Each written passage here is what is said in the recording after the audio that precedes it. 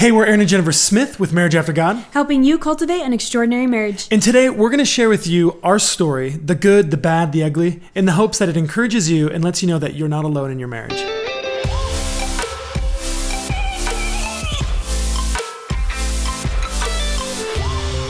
Hey everyone, thanks for joining us. We are so excited about today's episode. We're jumping in to share our story, some background on who we are, where we came from, how we met, and then our marriage leading up to this point. And I just wanted to remind you, some of you may know, some of you may not know, but The Unveiled Wife is a book I wrote about the first 4 years of our marriage. And so if you're interested in getting even more details, you need to check that out.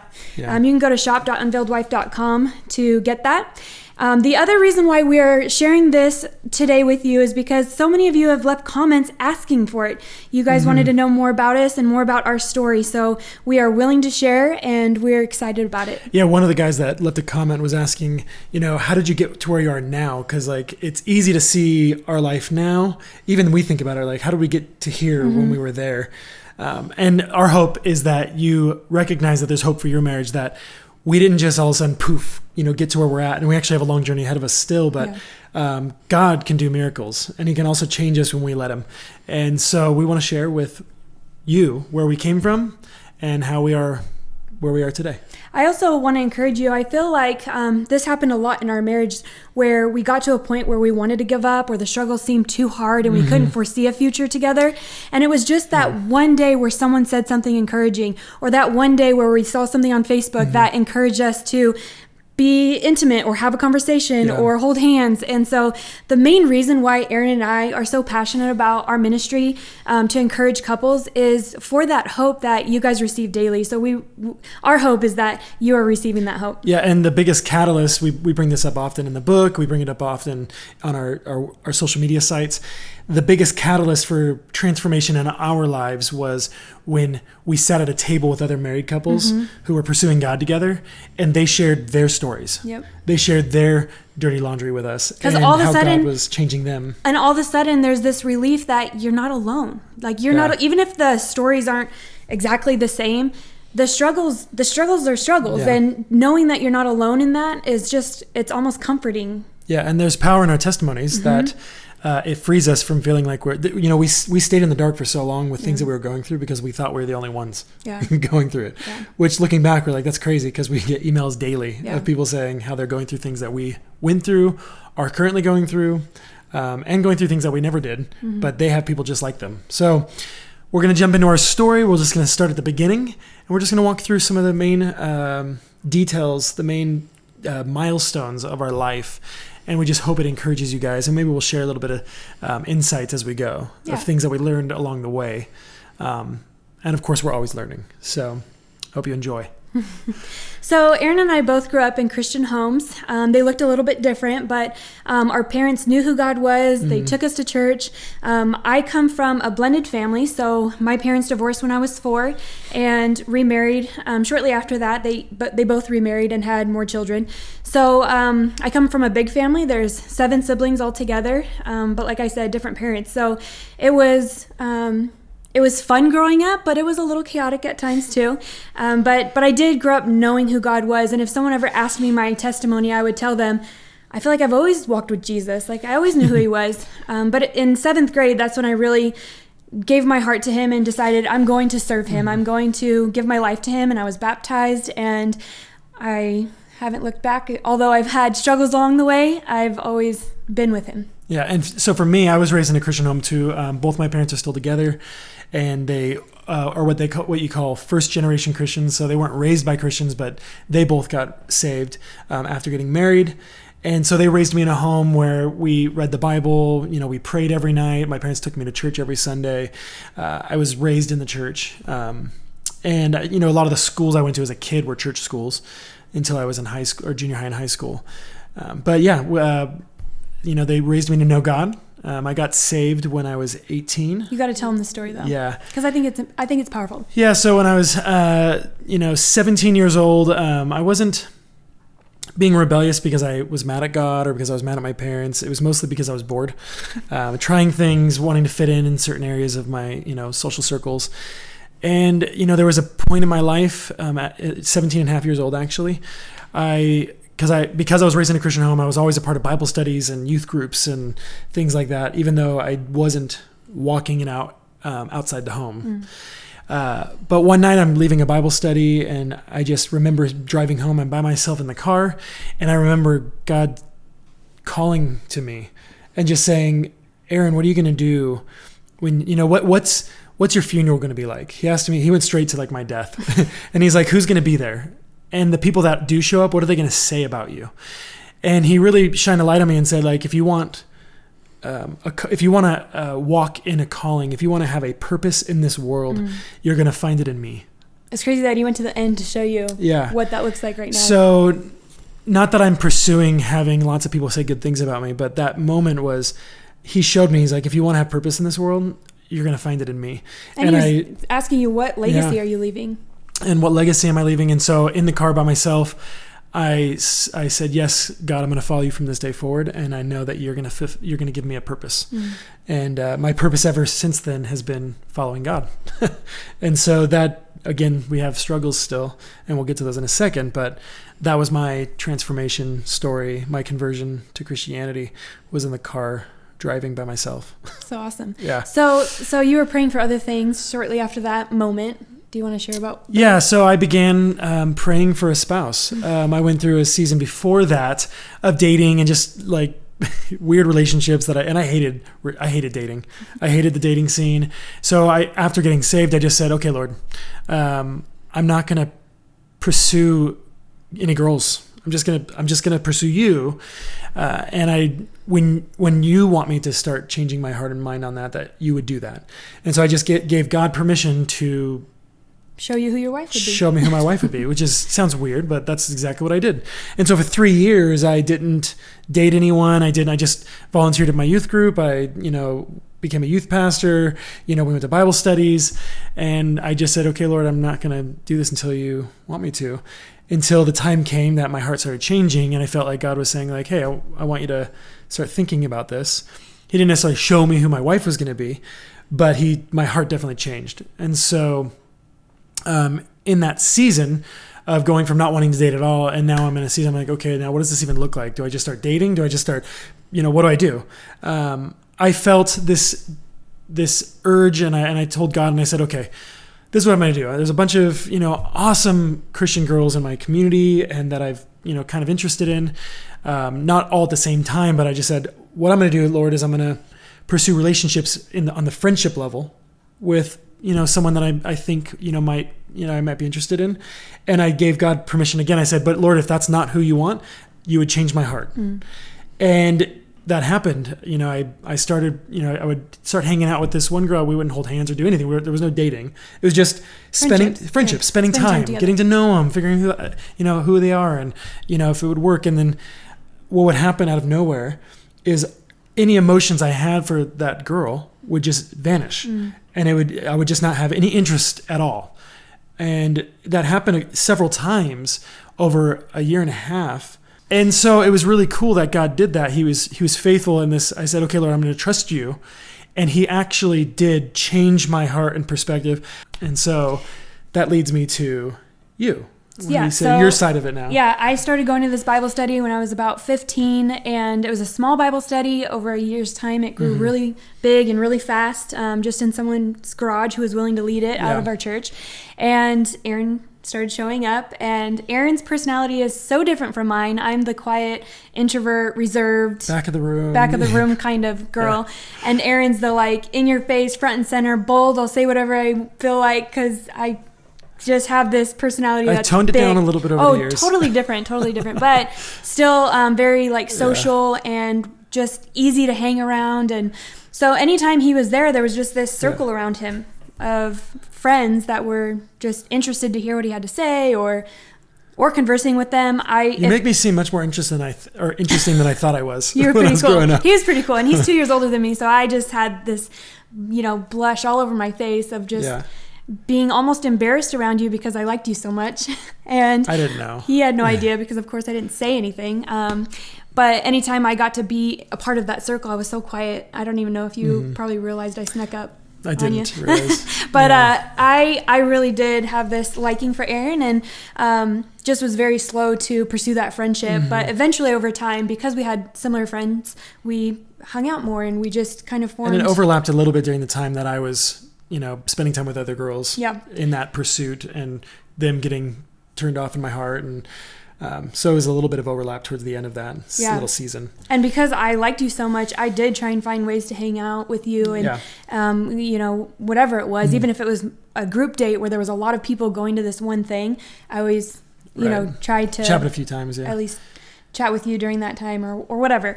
There was even a few times that I got to hang out with your parents, because I thought, if I hang out with his parents, I might see him when he gets off work, or... Well, and you spent a lot of time with my cousin too. Your cousin was living with you at the time, and we went to the same high school, and so I would pick him up for school, and we'd hang out. So I did see you, and then there was just this moment where God kind of showed you. Well, so in the same way, God turned off my attraction and emotion for these other girls. Out of nowhere, an attraction turned on in me to Jennifer. Finally. It took a long time. It was the same sort of scenario, but opposite. So instead of me pursuing Jen, because I wasn't even pursuing you the way I was pursuing these other relationships. Yeah. So I literally didn't have, the way I was thinking about those other relationships and asking God if these are the ones, I wasn't doing that with Jennifer, but I was spending time with her as a friend, and we did things. And then out of nowhere, it snapped on, and I was like, I'm going to marry you. That's what I thought out of nowhere. And even though I didn't tell you that right away, it was in me. I was like, this is and it motivated you to spend more time with me. And so we did formulate this friendship, and I ended up volunteering with you at your church, and we just became really close. And then there came a point where you asked me out, and we became boyfriend and girlfriend. And we just knew at that point that it was like, well, and I told her, I said, yes to marriage. I'm not interested in doing this if our minds aren't on marriage. Right. Whether or not we would for sure get married, I just said, I'm not interested in playing. Yeah. If we're going to do this, both of our minds have to be thinking about marriage. Yeah. And that's going to be a goal. Yeah. We didn't know when, but it was very clear up front. And you had already decided, it sounds like, before. Oh yeah, before you even said, "Do you want to be my girlfriend?" I was like, "Come on." She was already ready to marry me. I always knew I wanted. If I would have asked you to marry me right then, you probably would have said yes. So I always wanted to get married young. I always saw myself as a wife, and I think because my parents divorced when I was so young, I always had this determination that I was going to be the best wife, and my marriage was going to be the best marriage, and that divorce wasn't even going to be a thought, because I thought I'd do it different than my parents. But it's so funny how it doesn't really matter even what you went through before with parents, that divorce is a real thing, and people have real conversations about them. And even if you are someone who is convicted that it's never going to be an option, it very well could come up, just because it comes up pretty quick. Yeah. So just want to encourage those of you who may be in that spot right now, who are thinking, I never thought divorce would be an option, but here I am actually wrestling with the real thing. Please give your marriage some more time, and just keep listening to the show, because I think you'll be encouraged enough to persevere through the hard times. Yeah. And so we end up, we get engaged. So we dated for a year and a half, had an amazing time. And then you asked me to be your wife. Yeah, and then we were engaged for 6 months. So 2 years total as official together. But we knew each other for a couple of years before that. And then, so 6 months we get married. It's really fast. We do the wedding. And then, so I'm going to go back to just how we were both technically virgins when we got married. We've never had intercourse outside of marriage. With past relationships, we had been impure. We've had, I wouldn't say we've been perfectly pure. We've done things sexually outside of this relationship. We weren't perfectly pure during our dating and engagement season. Which, by the way, we've repented of, and we learned through that, and we'd never suggest that. Yeah. As you can tell, we're probably thinking this okay, it's about time. We just had all these expectations of what we had all these expectations of what marriage would be like, and it would be like this beautiful expression of how we truly felt about each other. And my whole life, because of things that I struggled with, I was addicted to pornography. That was my life. Just so people know, this was a conversation that we had during our so you were aware of it. It dating wasn't a and secret. engagement. Yep, I knew about it, and I think I had this notion that all guys struggled with it. Like, it's not going to be that big of a deal. Well, that's what we're all told. It's every man's battle. I just thought it was something that everyone did. Mm-hmm. I was ashamed of it. And I also, I sought counsel on it, and I got prayer for it, and I repented of it whenever I, would fall into it. And I think we both thought in different ways that marriage would fix it. I think that you thought... I for sure thought it. I was like, all I need is sex. An you need outlet. the real thing. I just need the real thing. Yeah. And I thought that if I could be that for him, then it would also be fixed. Yeah, which boom. So our wedding night... I think that kind of expectation too probably hindered this problem that we had even on a bigger level, because the expectation was like way up here, and we had no clue. Okay, so wedding night comes. We're both exhausted but excited, and it was terrible. So just to we don't want to get too graphic with anything, but we couldn't have sex. Mm-hmm. It didn't work. It was really painful for me. Yeah, which I know, and so in the first couple of days, it's like we've been told that it could be painful, and because I think that's normal, especially being a virgin. Mm-hmm. And then 2 days turns into a week. And turns into a couple months. Which lasted a total of almost 4 years. Pretty much 4 years of us. I think there was a handful of times that it kind of worked, but it was never not painful. Like, it was always painful. So in reality, it never worked. Yeah. So that was just a big jump of the 4 years. That was a main factor in where we were at, mm-hmm. Emotionally and spiritually, is we couldn't be intimate with each other. Mm-hmm. Now, on top of that, I was still addicted to pornography. Mm-hmm. And guess what happened? This area amplified that area.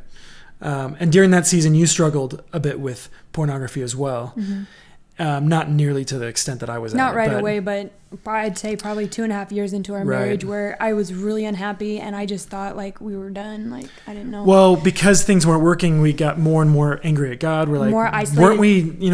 I was a pastor, and we love you, God, and we've saved ourselves for marriage, and we did all the right things. Mm-hmm. Don't you owe us this, God? Didn't you say this is? It. We thought we deserved it. We thought he owed us, as if he was punishing us. And then, so on top of we thinking he owes us, we think he is disciplining us. We're like, well, he's punishing us because we were impure a handful mm-hmm. of times when we were dating, and because of my porn addiction. And to be honest, he could have been punishing me, because he disciplines those he loves. Well, but that doesn't change. Like, because he didn't fix the issue for us and he didn't bless us in that area, I thought, oh, he's mad at us. So why would I want to walk in a relationship with someone that's angry at you? And so I started to pull away in my relationship with God and also with you, so became very isolated and mm-hmm. really lonely. I hate that I was so excited about being married, because I thought my best friend forever, like, I'm going to be with you all the time, and here I am feeling more lonely than I did prior to marriage. Pretty lonely. And you know what, during this 4 years, what were we doing? Well, we were trying to serve God. We were serving God. We were like missionaries. And the first half we were missionaries. The second half we were trying to get involved in church and be a part of a marriage ministry. That it was really hard to serve when our mindset and our hearts were in a wrong place. Yeah. So internally we're breaking more and more, getting more and more bitter at each other. We're fighting all the time. Pretty much like every day, especially nonstop. We didn't even know how much we bickered until a friend one day said, "You guys need to stop it." Yeah, we're like, "Stop what?" He's like, "Do you hear how you're talking to each other?"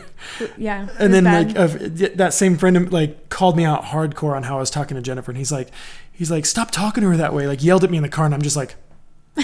So anyways, we were like, the internal struggles that we were going through on the outside, no one knew. Well, it's because we're like these good Christians doing missionary work. But people probably wonder, like, well, why didn't you talk to anyone about it? Okay, talking about sex is not easy. Talking about sex problems is definitely not easy. It felt embarrassing to me to tell someone that I'm the problem in our marriage. There was probably one or two times that we actually did try talking to someone. We talked to a nurse friend of ours. Yeah, a lot of people. And she was like, hey, you're young and it should be working. And then she's like, why don't you try this? And why don't you I had a gynecologist tell me the exact same thing. People would ask me or leave comments on social media, why don't you just go to the doctors? I did. And they would tell us, be like, nope, nothing should be wrong. You're perfectly healthy. Mm-hmm. And we're like, okay. So there's something else wrong and we don't know what's going on. And that made me feel broken, physically, emotionally, mentally. And I got more angry because I kept thinking, like, go to the doctors and we're going to find out something's wrong. I'd rather have found something out that was wrong, because then I can at least whatever it would have been, be sorrowful over it, or figure out a solution. But then she would come home and she'd be like, "No, the doctor said I'm healthy," and then I'm just like, "Cool." Then there's literally no answer. We're just here, and no matter how much I prayed, and we prayed every single day. We'd pray during trying to have sex. We would pray afterwards. We would pray, and it felt like nothing would make a difference. Yeah. And again, this area of our life, intimacy, which is such a huge area, amplified problems in just about every other area that you can think of. I felt more justified in my addictions. I was like, well, I can't get it from you. So if I can't get it from you and I can't get it, I'm not going to go cheat. I'm just going to get it here. Yeah. Not that was not right, but that was something that was just, I was justifying my sin because of this area of our life. Mm-hmm. And I think a big part of when two people get married is embracing oneness and unity in marriage. And I felt like we couldn't do that. And so when it came to like finances or making decisions, like we really didn't know how to embrace unity in any of those areas. No, and in reality, we realized how selfish we were. Yeah. We were both very selfish. So we had way wrong expectations for each other. I had sexual expectations of you that were completely distorted because of my addiction. Yeah. My desire, my sex drive was way too high. Not that this is what caused the problem, but this added a layer of anxiety and hurt and frustration to you, because you're like more often realizing like, I can't even fulfill this basic need of my husband's. Yeah. Nor did you even have a desire for it. And that hurt me, because I'm like, you have no desire for this. That means you don't have a desire for me. But I did have a desire for you. I just didn't want it to hurt. And so there was this conflict in my mind and my heart and apprehension of because of your bitterness, though, and because of your anger towards God, you did get to a point of not wanting it not altogether. wanting me. That's true. You would avoid me, and you would go to bed early or late. You would. I signed up for some college courses just so that to get away from me or from church, and so what happens when we're going through through hard trials? Two things can happen. I did one. Two things can happen. We can grow closer to God and to each other, depending on our perspective, or we can allow it to spread us apart. We were allowing it to take us apart. We went further from God, further from each other. Yeah. And it was just wrong of us. And why don't you tell them the story of how God started to change this in us? Well, we had moved back home after traveling for some missions with a missions organization for a few years. And we moved back home more specifically to get out of debt, because we knew that our finances were out of order. And we didn't realize that God was going to get a hold of our hearts and a hold of our marriage. Yeah. But thank God he did. So we were living at home. When I say home, that's back in California with where our parents are and most of our family. And you invited me to a marriage ministry through the church. It was on Wednesday nights. And I found out about it, and I was like, we need to do something, because this is it. Like, if we don't fix this, it's gone. Yeah. And at first I didn't want to go. Because I was so angry at God, I didn't even want to step foot in the church at that point. Because I knew it would break my heart to feel all those heavy and intense feelings towards him. And so I avoided it as much as I could. Well, and the guilt of being before God. Like, you told me that you didn't feel ready to go and be before God. Yeah, I didn't, because we were both wrestling with different sins and we hadn't addressed them yet and things like that. But after you had asked me, like, I think 2 or 3 more times, I knew in my heart that if I said no to going, it was an ultimate no. I was saying, I'm not going to try anymore. And we're done. And I just, although I was very close to that point of having an ultimate no in my heart, I still wanted us to work. And so I went, and that was the beginning of our healing. Really. Yeah, so I want to encourage you out there. If you guys are in a hard place and you feel like you're just so close to it being done, listen to the Holy Spirit, because even though we were so angry and so frustrated and so bitter, even with God, we kept listening. And so Jennifer was, because she was not saying no to me, it would have been a no to God. And she knew that. Yeah. She knew I was asking her, Because I was prompting because I felt God saying, like, you need to do this. Mm-hmm. You need to figure this out. Mm-hmm. And you finally got to a point of like, if I say no to this, it's over. Yeah. And so she was hearing that quiet prompting from the Lord. And so she said yes to God. Mm-hmm. And so I want to encourage you, if you're right there, keep saying yes to God. Even in the hard things, in those little things that you're like, no, I'm going to say yes to God. I'm not saying yes to my husband, and I'm not saying yes to my wife. I'm saying yes to God, and I'm going to keep saying yes to him. Because what will happen is he will change you. He will change your life. He will fix your marriage if we keep saying yes to him. I also want to encourage those listening that if you feel prompted to invite your spouse to pray, invite your spouse to church, invite your spouse to participate in community or counseling or whatever it is that the Lord might be prompting you, invite them. Even if you have to keep inviting them, because I feel like it would have been really easy for you to say, I'm not even going to worry about that, or I don't want to go, or I definitely don't want to. I know she's going to say, no, I'm not going to do it again. Or, and justify not even asking, or maybe just being over it yourself, but you were brave enough to invite me, and not just once. And so I just want to encourage those listening that if you feel prompted to invite your spouse to participate in something that could potentially save your marriage, do it. Even if it feels hard, even if you get rejected over and over or you feel doubt that they're going to say yes or no, like, I just want to encourage you to do it anyways.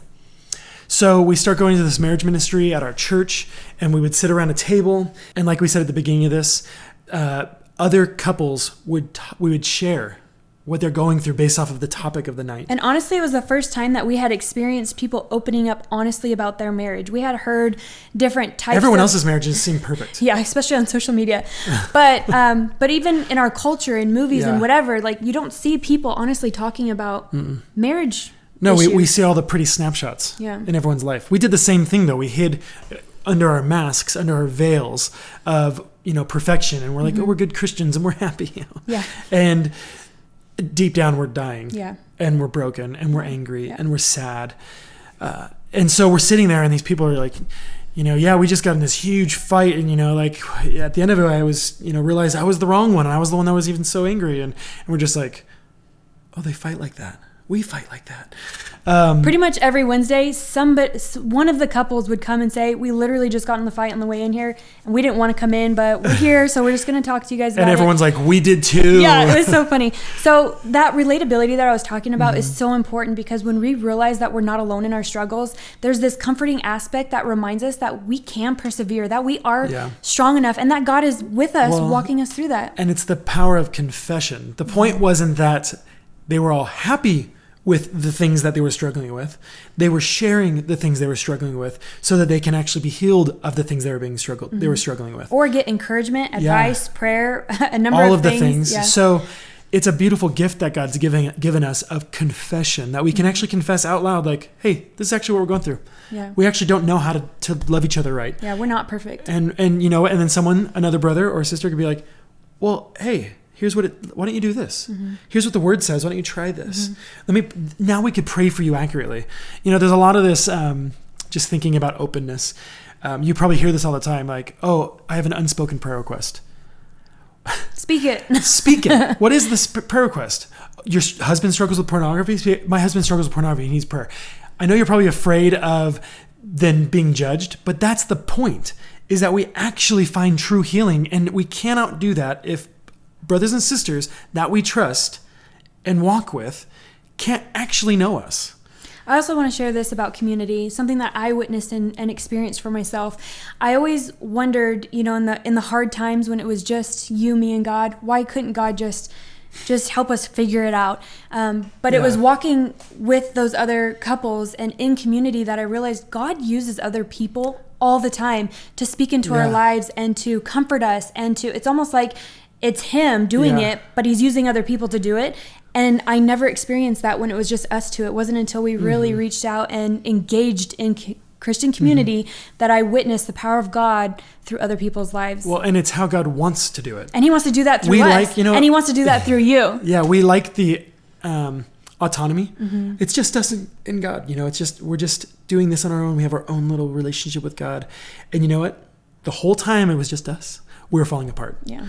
The moment we said yes to God's way of doing it, meaning we're going to have community. We're going to walk with other brothers and sisters in Christ, and we're not going to be hidden in darkness and in shadows.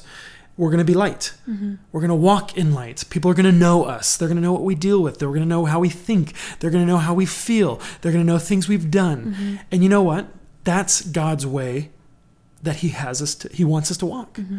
And so if you're out there and you're walking in autonomy, we tell this to people all the time. If you're walking by, it's just you and your husband and God, and no one knows you, no one's allowed in, no one's allowed to know what you struggle with, no one's allowed to know how you think.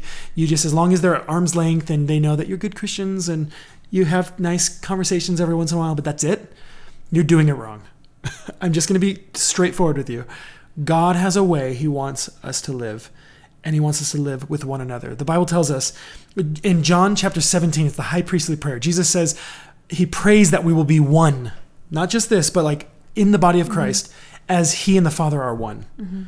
You can't do that if you're autonomous and you live on an island and no one can know you. And I think that is a fear that a lot of couples have when it comes to being engaged in community, is that it's messy.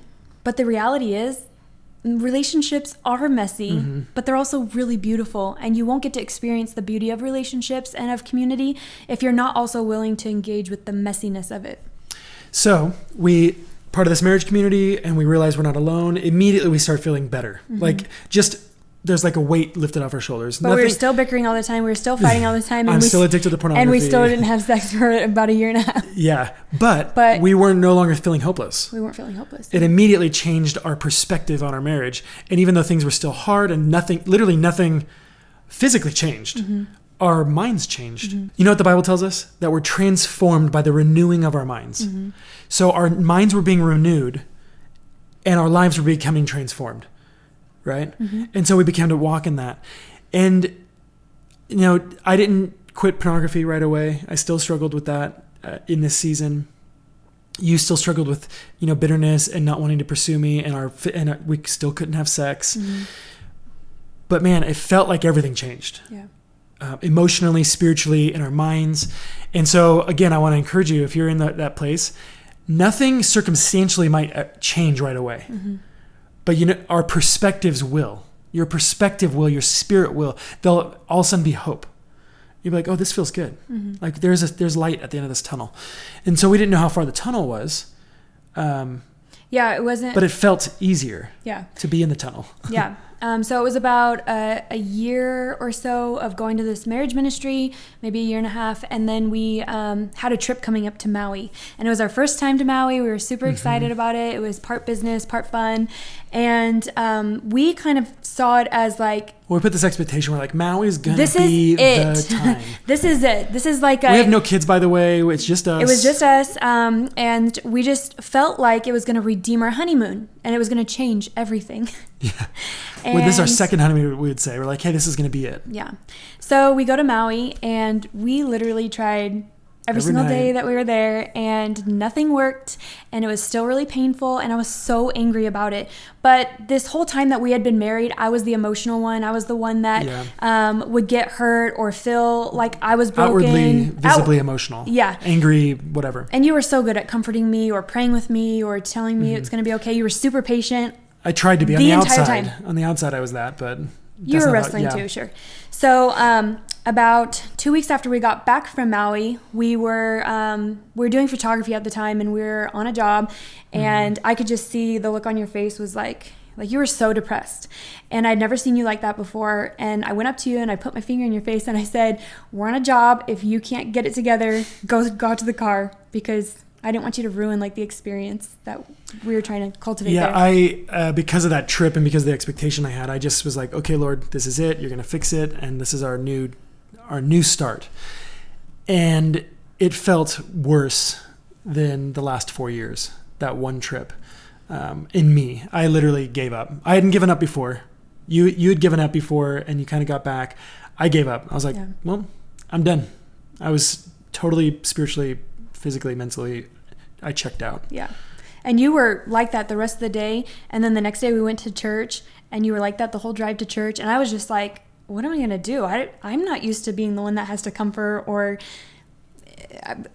I figure this out with, like, you always did that for me. So I was really confused. And then I started getting upset and angry. And we went to church that day, and I thought, okay, this is it. We've tried everything. We went to the marriage group. We tried everything.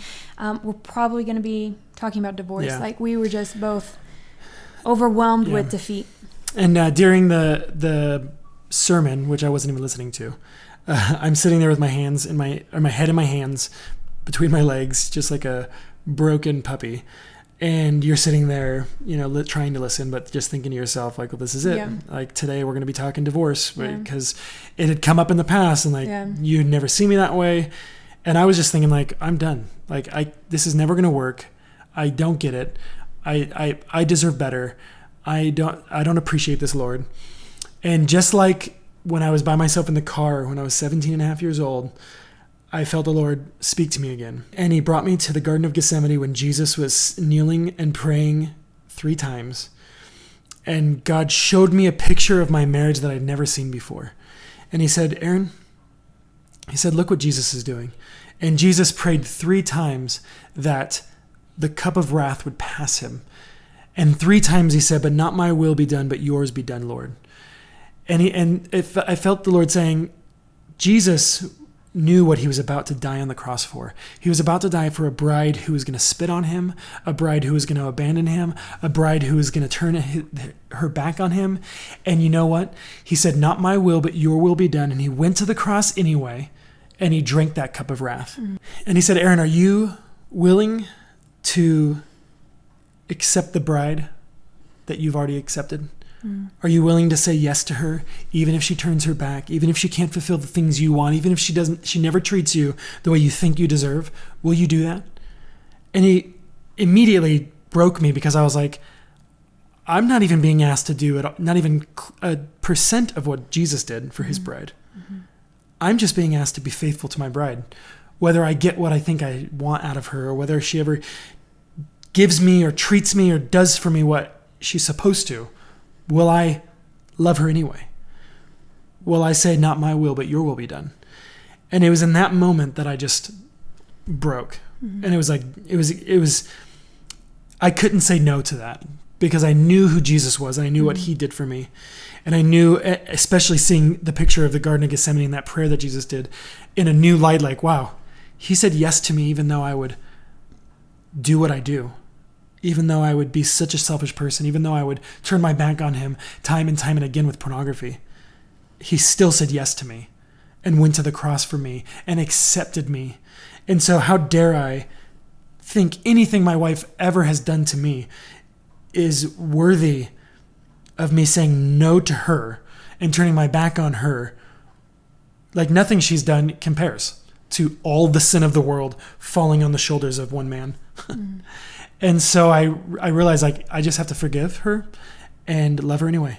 And I'm going to do that from this day forward, whether she ever changes, whether she ever could fulfill for me that sexual need that I have. I'm just going to say yes, and I'm going to do it anyway, if nothing ever changes.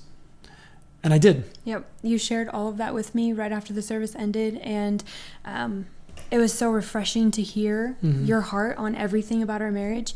But that perspective God gave you was pivotal in the perseverance that we had throughout the rest of our marriage. And even still today, we get reminded of that story, and it gives us the strength to get through some hard things. So I was really grateful that God revealed that to you and that it became part of our story.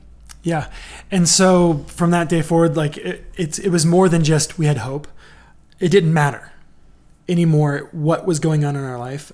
I had decided, and you decided with me, that we were just it was gonna work. Yeah. Whether our sex life ever changed, we were gonna say yes to each other, and we were gonna pursue God, and we were just gonna trust Him, and totally repented of our view and repented of our way of being toward each other. We were so selfish. Yeah. And so I repented that day.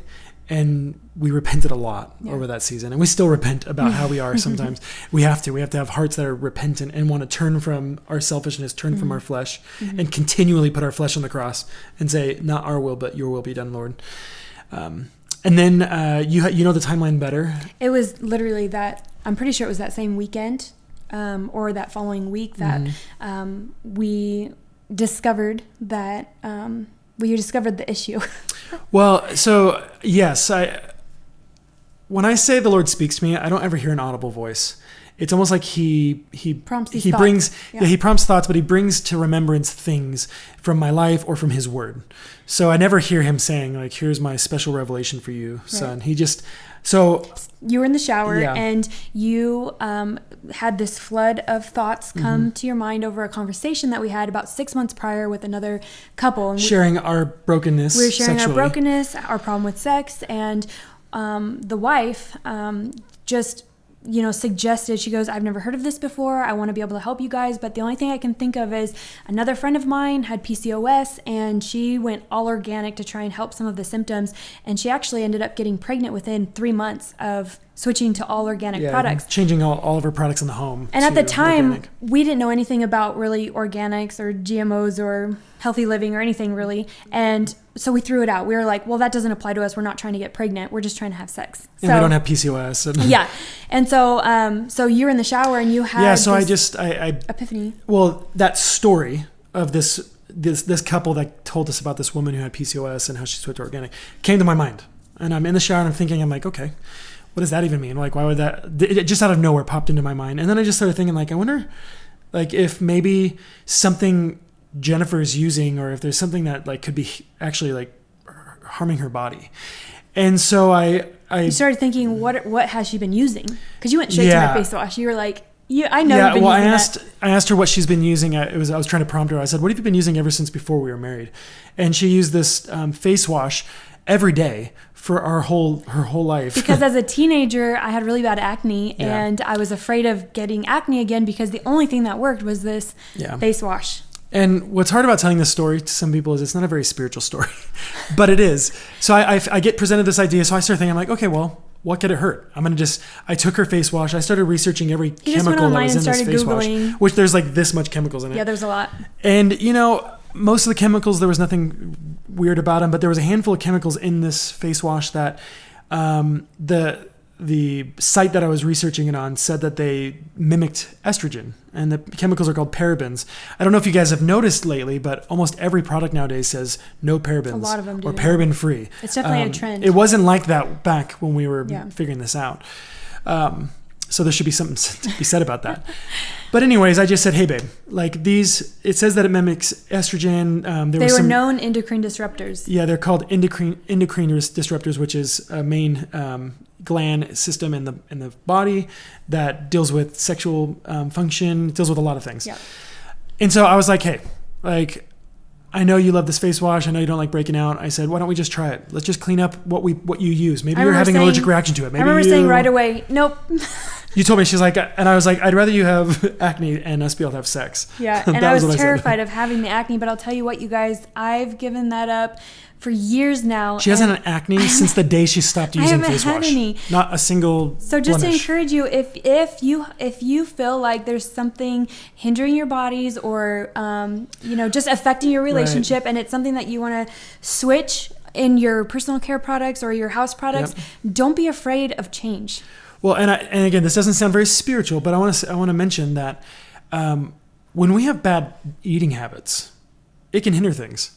Like if we eat junk food all the time, if we eat sugar all the time, it can just affect our attitudes. It affects our attitudes. It can affect our bodies. So, when the Bible tells us that our bodies are the temple of the Holy Spirit, when the Bible tells us that we should be wise people, it's not unspiritual to be like, well, are we being aware of the kinds of things that we're putting in and on our bodies? Mm-hmm. Again, we're not going to make this is not a law. This is not a rule. But for us, you stopped using it and immediately started feeling different in your body. Like within 3 days, I felt different. So much so that I called you and I'm like, I don't want to get too excited, but like I feel different. And within a week, we were able to have pain-free sex.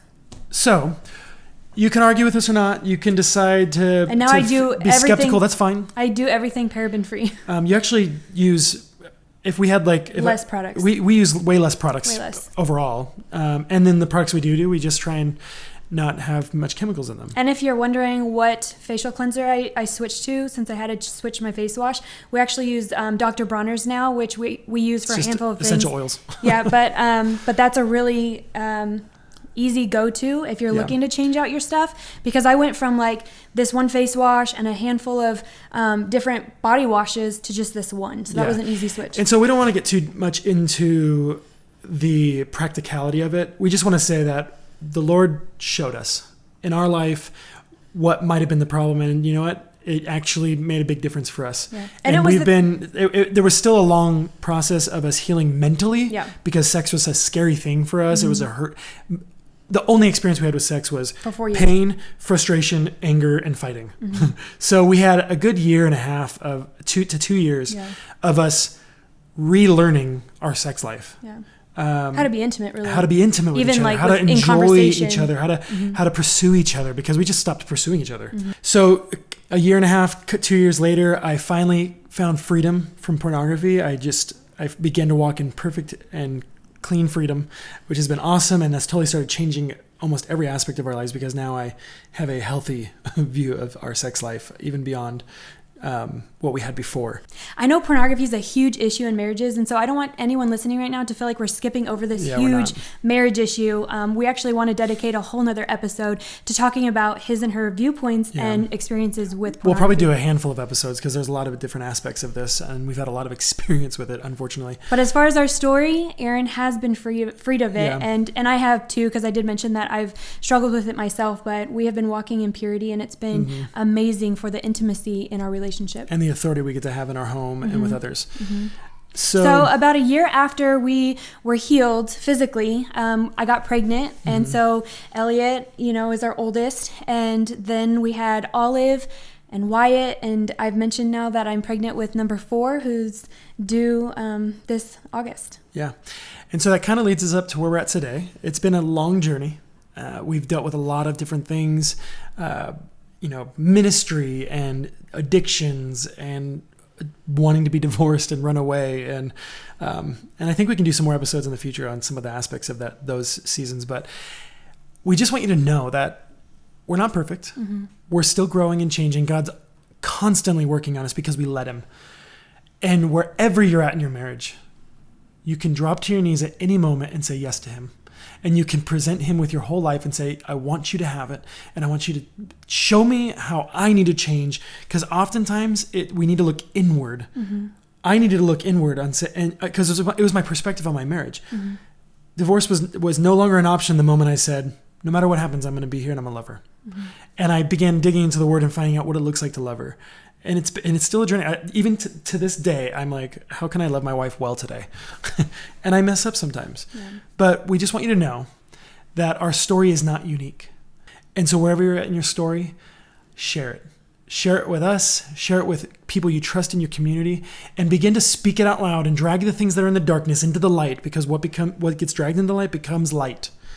I mean, I've experienced that when you are transparent with others and you are vulnerable enough to share those embarrassing and hard sins that you've been struggling with. And confess them. It makes you not want to do them again, because they know now and they're going to keep you accountable. And you're not going to want to have to tell them again and again and again and again. Like, you just want to be free from that. And so I think that you're right. When you pull things out of the darkness and into the light, the devil can't use it as a foothold anymore. No, he can't. And as long as it's hidden, it's a foothold. Absolutely. The enemy can use.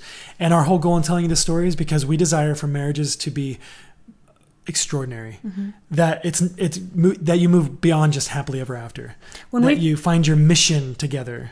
When we first got married, we used the word extraordinary even way back then, because we saw ourselves serving God together, and we saw ourselves building his kingdom. We didn't know how or which way. But we just knew once we got married, it was going to be go time. And we saw ourselves living extraordinary lives. And then all of this stuff happened, and we felt so defeated, like it could never happen. But you guys, every day, even through the highs and the lows, we've experienced extraordinary things. And I think a big part of that is keeping your eyes on God, because he will show you those opportunities and moments where he's letting you experience extraordinary. Yeah, and the Bible tells us to draw near to God and he will draw near to us. No matter how dark the valley was that we walked through, or how far we felt we were from God, he was with us. And we know that because he kept pricking our hearts and pulling us and drawing us. And you know what? We could have pushed him away. And we tried. And there was times that we tried to push him away. But there was a part of us that knew he was there. Yeah. And so we cling to that. And when we got to that point of when the Lord was showing me that story, that could have been, I could have easily said, no, God, I'm done with this. but I didn't because I knew who he was and what he did for me. So I just want you to know, like, it doesn't matter how deep the valley is or how dark it is, that God is there, but you got to open your ears to him and your eyes to him, and you got to release what you're holding on to him. Otherwise, because he's not going to force it. He's not going to force you. He's not going to turn you into a robot, which is something I actually prayed a lot. I was like, just make me a robot. Just make me into the thing you want me to be. And he's like, no, because he wants us to choose him. Choosing it is so much more powerful too. Well, it's the only way. Yeah. It's not going to happen unless you choose him. And so we chose him, and we chose each other. And because of that, God's transformed us day in and day out, over and over and over again. And we continually go back to that. Okay, Lord, not our will, but your will be done. So we hope that this encourages you today. If you'd enjoyed this video, please hit the subscribe button. Hit the bell next to it so that you get notified when we launch new videos. And this episode is so unique because it's such a personal aspect of our story, but we would love to hear parts of your story. So if you want to leave whatever a comment, you're willing to share, whatever you are willing to share, or if a part of our story resonated with you because you relate or it happened to you too, please let us know, and let us know where God's got you right now. Again, you guys, we shared a lot of our story today, but we also skipped over smaller details just for the sake of time. If you want those details, don't forget to get your copy of The Unveiled Wife. There's a link in the description. Thanks for joining us. See you next time. Did you enjoy today's show? Find many more encouraging stories and resources at marriageaftergod.com, and let us help you cultivate an extraordinary marriage.